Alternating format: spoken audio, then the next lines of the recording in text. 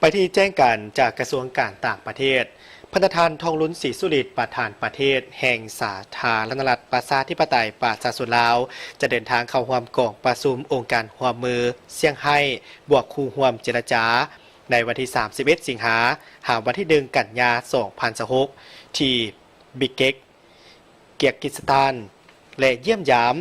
สาธารณรัฐกาซัคสถานอย่างเป็นทางการในวันที่3หาวันที่4 กันยายน 2026พันธทานทองลุ้นศรีสุริตประธานประเทศแห่งสาธารณรัฐประชาธิปไตยประชาชนลาวจะเดินทางเข้าร่วมกองประชุมองค์การร่วมมือเซี่ยงไฮ้พวกคู่ร่วมเจรจาในวันที่31 สิงหาหาวันที่1 กันยายน 2026ที่บิเกกเกียร์กิสถานหลังจากนั้นโดยตอบสนองตามการเสื้อเสริญของพันธทานกาซิมโจมาสโตกาเยฟประธานาธิบดีแห่งสาธารณรัฐกาซัคสถานพันธทานทองลุ้นศรีสุริตประธานประเทศแห่งสาธารณรัฐประชาธิปไตยประชาชนลาว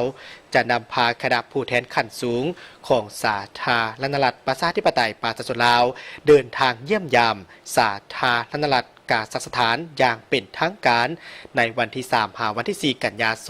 2026เพื่อสืบโตฮัดแน่นสายพบพันธ์มิตรภาพในการร่วมมือระหว่าง2 ประเทศให้ยืนยง